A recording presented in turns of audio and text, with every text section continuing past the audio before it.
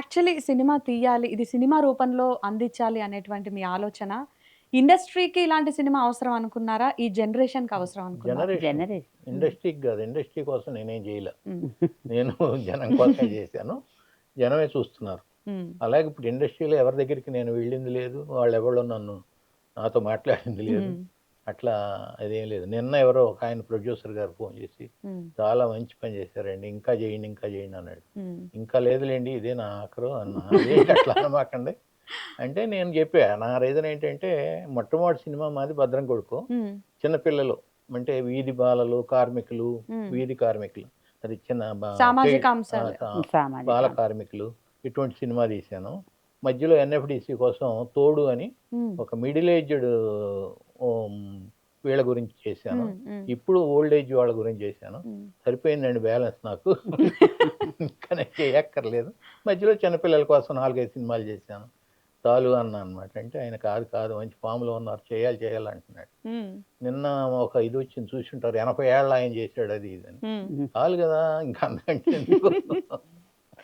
అయితే మీరు experienced person లైఫ్‌లో.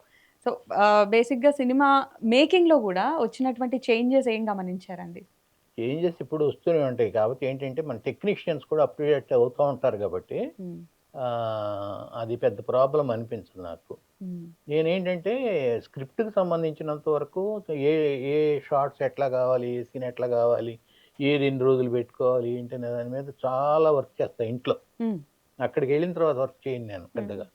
కంప్లీట్ హోమ్ వర్క్ అనేది చాలా ఇంపార్టెంట్ మా ఇద్దరికీ కూడా. చేసుకొని ఒకసారి ఎళ్ళామంటే టక్ టక్ టక్ అయిపోతుంది. అంటే నేను ఏ సినిమా చేసినా 20, 25 రోజుల్లోపే చేసేస్తా. హ్మ్. అది సింగిల్ షెడ్యూల్. నైస్. జనరల్‌గా నైట్ పెద్దగా చెయ్యను. 3, 4 రోజులు తప్పదనుకుంటే తప్ప హ్మ్. చేసేస్తాం. అంటే ఇంత తొందరగా ఎట్లా చేస్తున్నారు అని అనుకుంటారు గానీ, హోమ్ వర్క్ మూలాన చేయగలుగుతాం మేము. స్టోరీ డిస్కషన్‌లు ఇంకా వేరే వాళ్ళు ఉండేవాళ్ళా? వేరే మీరిద్దరేనా? లేదు మేమిద్దరమే. హ్మ్. అంటే హ్మ్. ఈ మెయిన్‌గా ఆవిడే రాస్తుంది. హ్మ్. దాన్ని కాస్త డిస్కస్ చేసుకోవాలంటే మేమిద్దరమే. హ్మ్. పెద్దగా వేరే వాళ్ళ ఇది ఉండదు. అంటే డైలాగ్ వెర్షన్ ఇదంతా అన్నీ వచ్చినప్పుడు ఆవిడే చూస్తుంది. హ్మ్. నా ఫస్ట్ ఫిల్మ్ నేనే డైలాగ్స్ రాసుకున్నాను. హ్మ్. నాదే కథ అంతా. ఎందుకంటే ఆవిడ వేరే చోట వర్క్ చేస్తుంది బిజీగా. సో, అదీగాక నాకు ఆ బాల కార్మికుల గురించి, వాళ్ళ గురించి బాగా రీసెర్చ్ చేశాను అంతకుముందు. అదంతా నాది అంటే ఒక నవల రాయాలనుకున్నాను గాబట్టి, ఆ మొత్తం ఉంది గాబట్టి నేనే స్క్రిప్ట్ రాసుకున్నాను. పాటలు మాత్రం తను రాశారు. ఓహ్! అప్పటినుంచి పాటలు ఏమన్నా ఉంటే తనే రాస్తుంది. దీనిలో పాటలన్నీ ఆవిడే రాసింది. హ్మ్. హ్మ్.